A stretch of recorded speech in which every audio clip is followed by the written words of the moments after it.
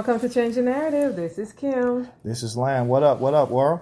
What's up, Lamb? Good to be back, man. Great to be back always, man. Shout out to everybody who was dealing with this cabin fever due to this COVID-19. Man, it is real. The itch is there. The sun is out. Summer is here, man. Summer is here. You want to get out, want to hit the beach, but... Yeah, sports, you know what I mean? Yeah. Golfing, basketball, man, the beach, parks, barbecue, we want friends, to do it all. Family. But guess what? We can't let our guards down. Can't let our guards down. We can't do it. We not at all. We gotta stay strong Not at all. And try to just fight it off and stick to what we know works to take care of everyone, right? Hey, I hate to say this, man, but it look like they are starting to do those austerity measures that we spoke about a few weeks ago. Yeah, it's like the government. I mean, we talked about the government had, doing what they got to do in regards to, the cuts and just restructuring of a lot of people's salaries and so forth. But what I'm showing this week and seeing this week down there is the private companies now who are feeling the grip of COVID-19. Yeah, the pressure is too tough. And, a lot of these folks now are forced to either furlough, cut pay, or just flat out firing people. Fired. You know what I mean? It's one of the things that we talked about. There's the disease, and we did great with that. Shout out to our leaders. Shout out to the leaders in that regards. Yeah, I mean, did that. It was a heavy cost. It was a heavy cost, to actually shut down your economy, especially we wasn't in good times down there. We were struggling to start with and be forced to do what you got to do. I mean, at the end of the day, life over debt, and it was a good job in regards to that situation, how they handle that. But now we got to face the music and deal with the pressure of what's next. And what's next, like we always stated, it's never beautiful. It's a very horrific scene that's in front of us. Right. So we have talked about the economic downside of this. Right. We've talked about the political stuff and all that. But there's one important part that we have not touched yet, and we need to touch on. And that is the issue of mental health. Man, yeah, you're right about that, man. Right? And more, it is necessary to bring it in the forefront, because as this continues, and we have gotten word that the disease is going to be around for a while. A very long time, yeah. So that whole sense of normalcy that people are kind of sitting on the edge of their chairs waiting for, it's not really coming back. I've been stated that a long time ago. Whatever they classify as normal, this is a new normal. Right. So we just got to adjust to this new style, this new lifestyle, The thing is, for some, it's easier to said than done. And for others, it's like a mountain to climb, because there's so many things going on. And this is the problem I have with this system that we live in, this capitalist system where we pick winners and losers. You know what I mean? Because all I'm seeing now is the mass majority will.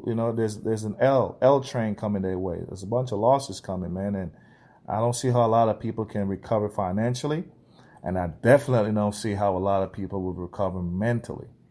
You know what I'm saying? Because think about it, man. People have been isolated, not by choice. Right. You know what I mean? Not by choice. Mm-hmm. Forced to isolate. And because of the isolation now, you lost your job, your own form of income. You lost your ability to take care of your family, pay for your bills. You lost your freedom of just moving around, traveling. And most of all, man, what you lost, to me, another big loss that is just the companionship, having people around, and mentally, a lot of people can't. That's just too much. Right. It's a big adjustment. Yeah, you understand, because we live in an environment, in a culture where we appreciate that freedom. Right. It, in a lot of ways, it feels like it has been taken from us. So it's that imprisonment feeling that really have people on edge. Plus the not knowing what is happening and what's coming next. What's coming next in terms of, well, when is things going to go back to whatever sense of normal we think? But also, like, what about me? Like, where's my next paycheck, my next meal coming from? And you're right, man. And that's what I'm saying. That's one of the things we have to talk about, because in our culture, for some reason, we associate mental health or mental stress as some have to do with people who are cuckoo or insane people. There's a bad stigma on it. I mean, that's part of it, but a lot of the mental stress that we're talking about, the mental instability, comes from just flat out anxiety, high levels of stress, and just depression. Right. And a lot of our people are facing either one of these three options that I laid out. Now, as you know, we're all stressed out. Our country is a very small country. We don't have a lot of resources, a lot of facilities. No. To deal with what we got going on now on a large scale, because this problem is nationwide, worldwide.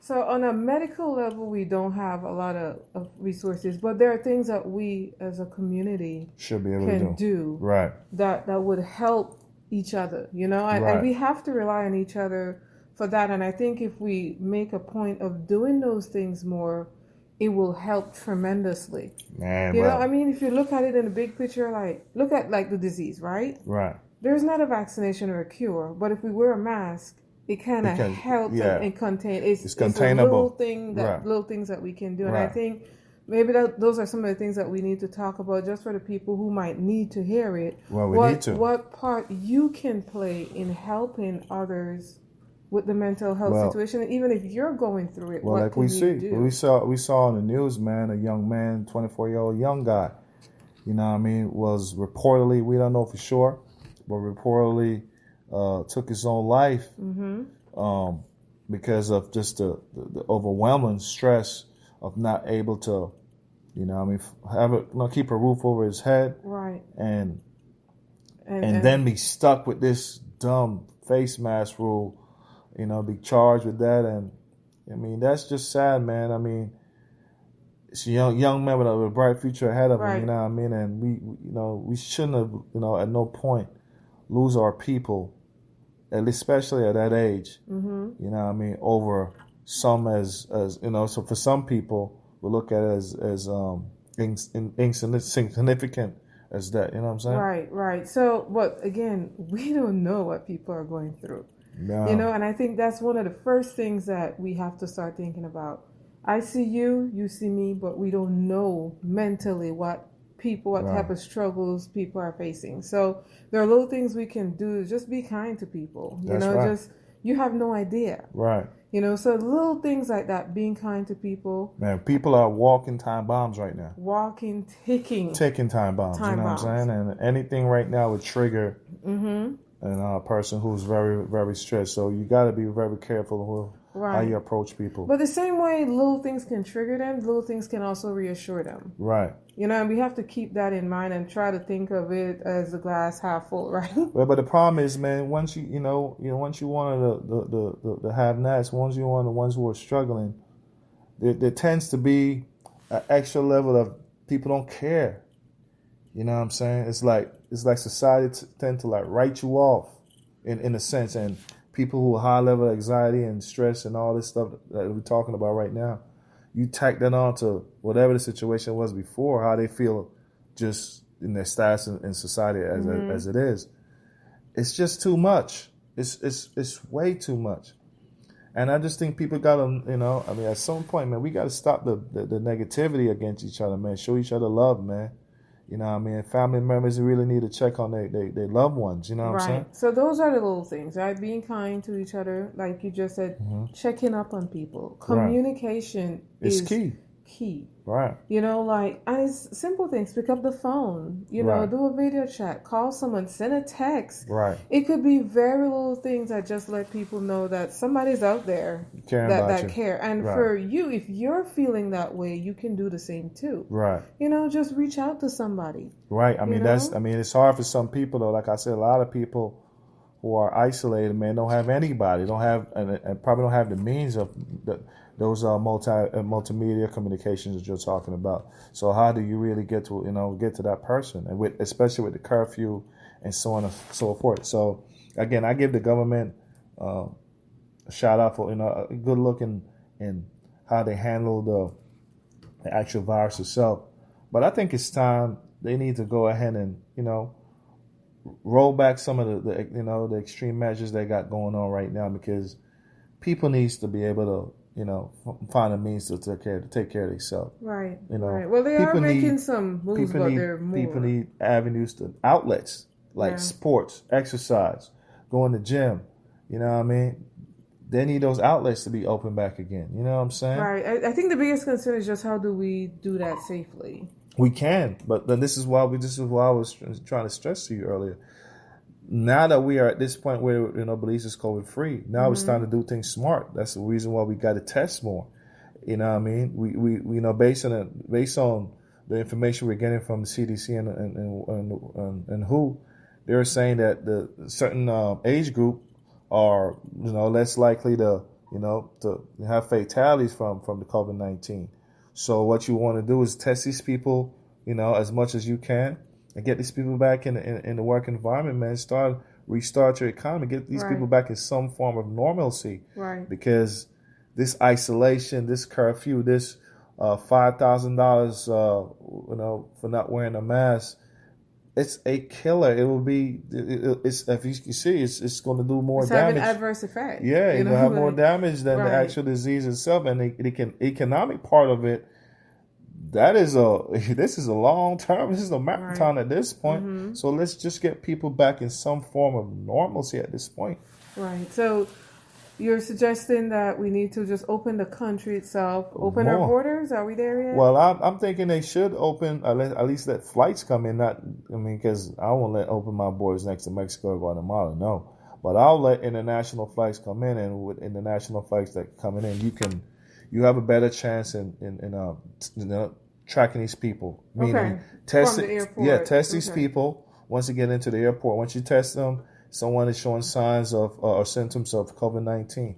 You isolate and trace everybody, and that way, that's how you do it. You know what I'm saying? But you cannot keep this up for too long because the economic pressure is too much. Right. It's too heavy to bear. We're having the domino effect. And the domino effect causing is causing the mental stress, the mental health, and the anxiety, the depression.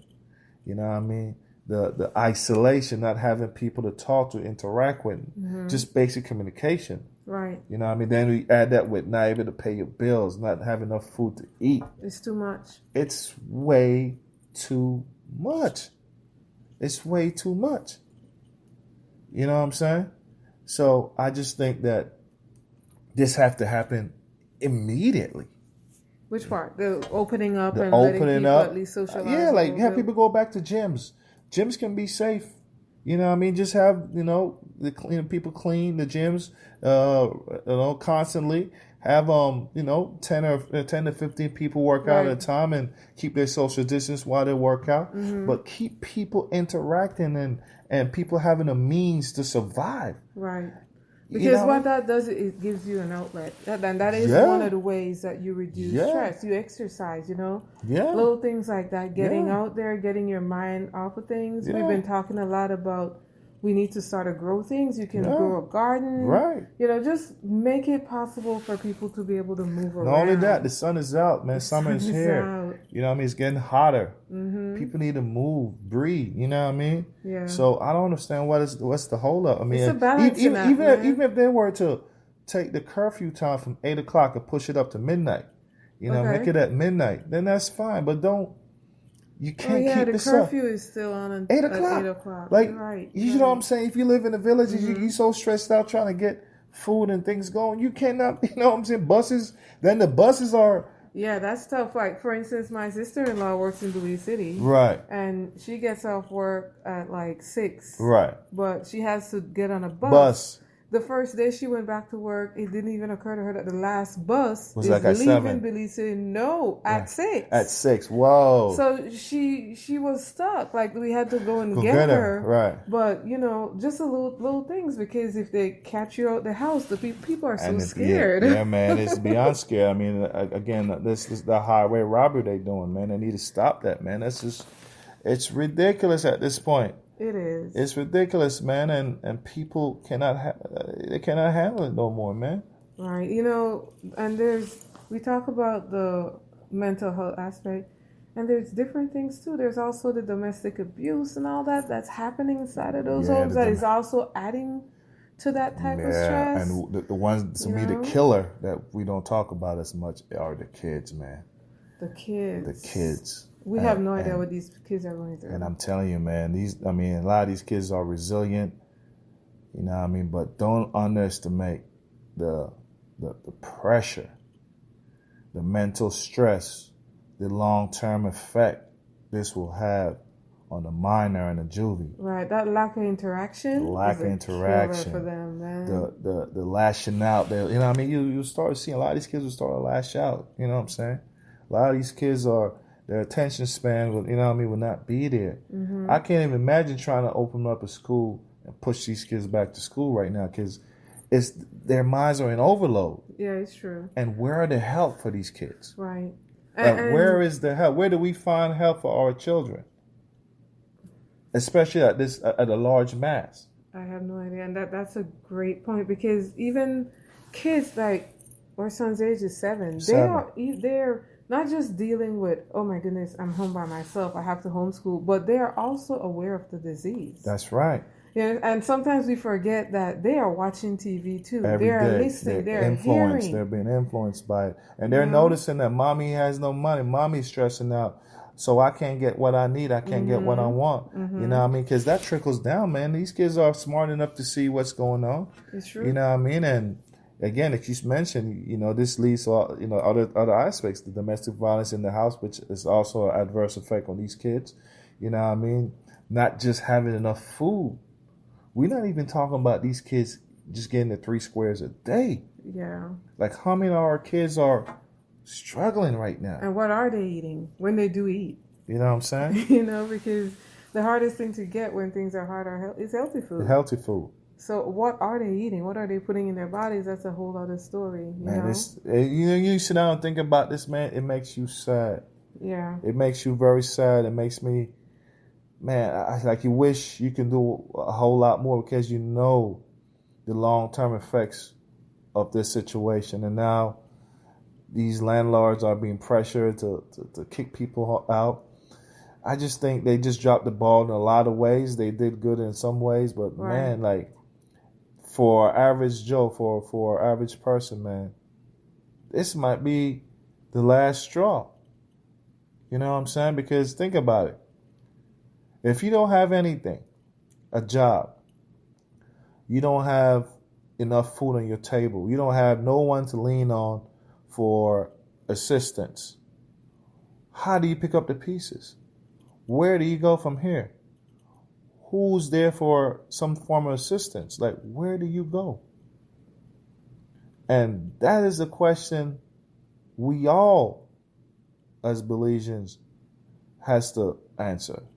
Because we cannot be oblivious to that. Right. And we just cannot assume that people have it. Right. And that's a lot of assumption from a lot of people. Well, you look like you okay, you functioning okay. Right.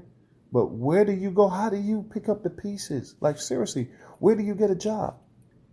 And what kind of job do you get? If you could find a job, you take anything. But where do you get a job? Where do you generate money? Now the government is talking about cutting everything. He has to cut. Austerity measures is here. So the assistance that were being given out to the people, it's going to get worse. It's going to get worse. So where do you go if you are, this individual? You don't own your home. You're renting. You have a couple kids. You know what I mean? No food in your pantry. You lost your job. There's no male figure around to assist. There's no mom and dad that you can go and cry and lean on. No. What do you do? The community, we have to help, man. The community have to help as much as we can. And this is what I'm saying. People have to be more sensitive.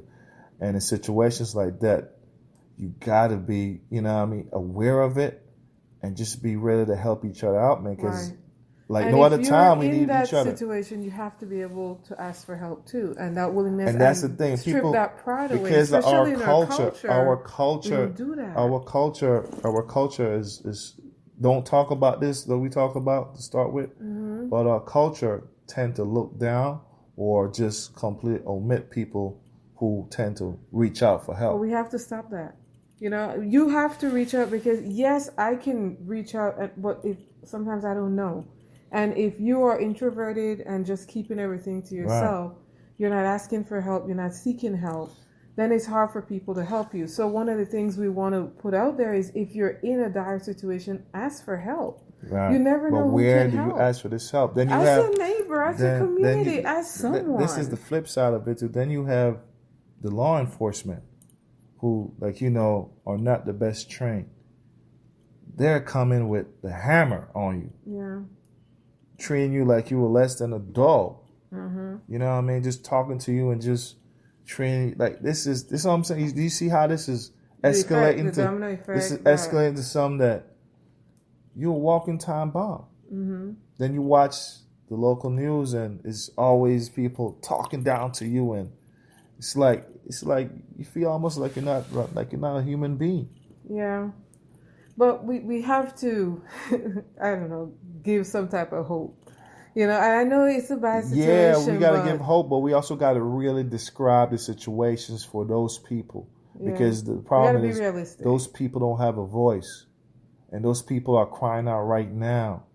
They're dying for some type of assistance, whether it's communication, a hug, just somebody who show them that, you care for them, man, that can make a difference in their life. Right. You know what I'm saying? And those people are the forgotten. You know what I mean? And those are the people I want to highlight because we tend to always, talk about things on the surface. You know what I'm saying? Mm-hmm. But I'm personally aware of people who are in these type of situations. There are people right now, man, going for days. We went for days without not eating food, man. Just drinking straight water. There's people right now with kids, that just lost their jobs. They were already on the margins. Right. In regards to what they were getting from their job. Now they got fired from their job. They have absolutely nothing. Right. And it's like they don't know where else to turn or who to turn to. Then you watch your leaders, you know what I'm saying? They're talking about cutting everything. And it's like, again, I'm so done at talking or bashing these guys because these guys are out of touch with what's going on with the people that they rely on for their votes. Do you think they're out of touch? I think they're out of I think, man, listen, man, put it like this. These guys were in power for 12, 13 years. They squandered 12 to 13 years. They could have planned some type of planning. You cannot be in government responsible for that type of portfolio and don't plan for a rainy day. Don't have money set aside for a rainy day. Mm-hmm. We are in the Caribbean where there's earthquakes, there's hurricanes every year. There's all type of natural disasters. You should have had people planning and set money aside. But what we have is a bunch of guys who, when things were okay, squander a lot of money. We just wasted a bunch of money on a convention for nothing. No bearing on this. This is just completely waste of money. Mm-hmm. You understand? Everybody was coming up. Everybody was, the bubbly was going. Everybody was happy. But no one seems to care about the regular Joe. No one seems to care about the regular guy who's already on the margins.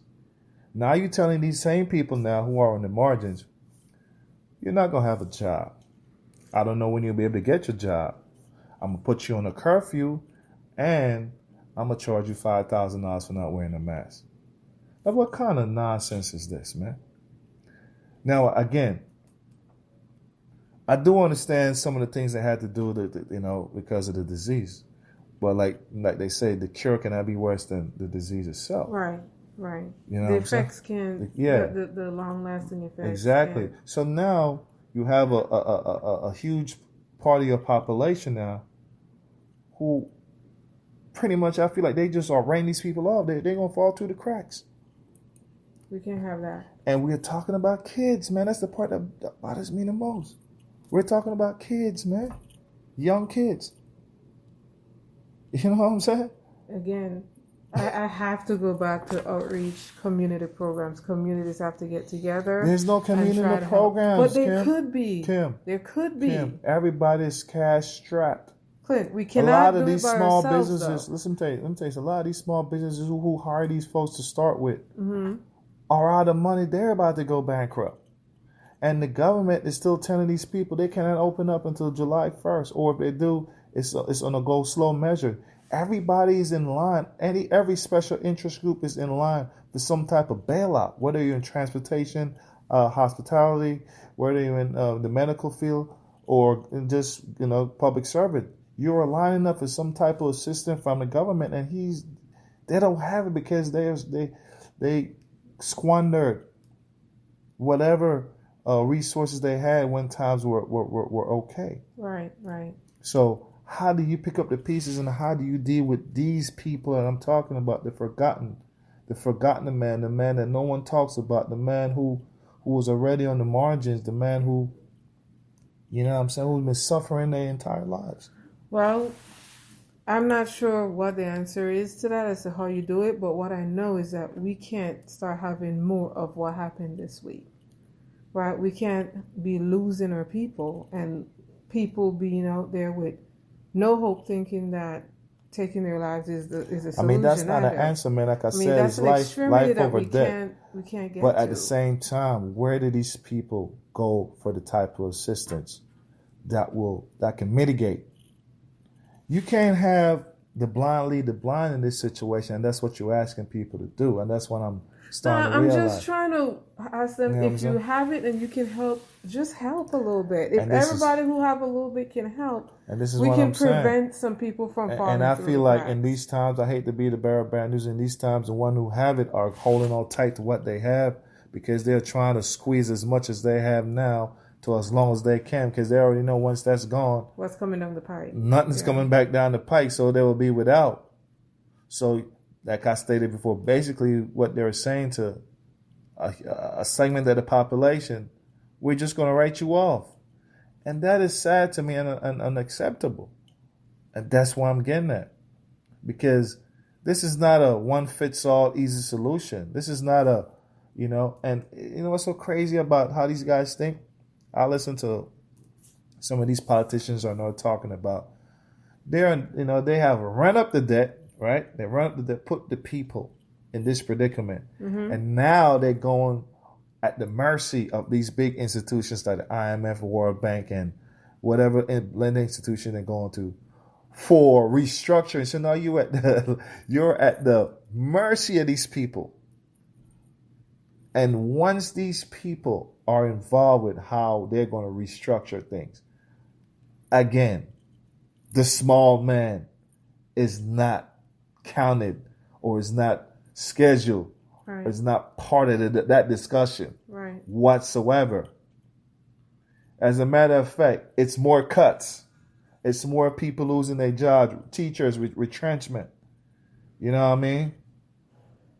So it's more hardship, more depression, more mental anxiety. Mm-hmm. And what is how do we deal with this on a large scale? You know what I'm saying? I ain't no mental doctor, and I'm not going to try to play one up here. Right. But I could describe to you what I know to be real and what is coming. And I might not have the solutions that can fit everybody's personal situation right now. Mm-hmm. But I will say this, man. I think this is like no other time in our history of our country. We really need each other, man. We really need to look out for, when I say everybody, man. Forget status. Forget what you have and what you don't have. Forget your titles. And that's all I've been trying to say. You know what I'm saying? Yeah. I mean, we can try there, man, but it will still be tough. Yeah. And that's the reason why we have young people now just want to clock out. They had enough. Yeah. So, I mean, I think everybody just needs to try to do a little bit. Just whatever they can. Those who are really in bad shape need to ask for help. Those who can help in whatever way. If it's give a little, if it's just a conversation, it's just right, a reassurance, anything like that. And for those who are just completely stressed out, anxiety is taking over, take a break.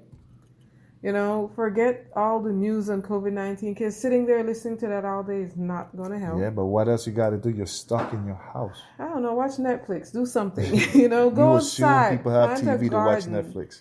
Go walk around before 8 o'clock at night. Go exercise a little bit. You got it. Entertain your kid. This is where the reality hits the road, man, because you're saying do all these things, but I have a curfew. I can't afford a mask. You understand? If I do afford a mask, you know what I mean? I don't have food on my table to eat, much less to exercise. You understand? Right. That's a segment of the population, but there is a segment of the population that can help those people. And we have. I will not sit here and lose hope. I can't do it. I'm not trying to lose hope, but I already know how this thing is set up. You know what I mean? The way I'm watching it and how things are going, the way how these guys are positioning these policies and how things are going. It's set up to lose a lot. It's not just to write off a part of the population. It's just and that's not acceptable to me, man. Because we're talking about people. You can't say you want to save people from the disease, but when it comes to the economics of it, you're writing off a huge part of the population. It's kind of counterproductive to me, and you're sending the wrong messages, and you did all that for nothing because now you're in a position now where you will lose more people due to this. Right. And the question I want to know, would you count people dying because of this situation as a COVID-19 death? They wouldn't, no. You see what I'm saying? No, they wouldn't. Because if it wasn't for the COVID-19... Yeah, it's cause and effect. That's people, your point. Yeah, it's definitely cause and effect. Yeah. Yeah, man. So people just need to take care of each other as much as they can. And I pray for the people, man. I pray for... That's all we can do. The people who are in the trenches, man. The people who are on their last bread, who have kids and struggle and lose their job. I pray for you, man. I really hope that you seek help somewhere and reach out to your family and just have open line of communication, man. Please don't lose hope. I mean, that's what people expect from you is to lose hope. Please don't lose hope in this time. I think there's a way out of it. Just look at the big picture. You know what I mean? And you are a valuable asset to society. You are a valuable asset to your family. And you are a valuable asset to the country. So that's all I got to say, man. Just don't lose hope, man, and try to fight this thing through. That's right. We close with that. Oh, for sure, man. Peace out. Peace.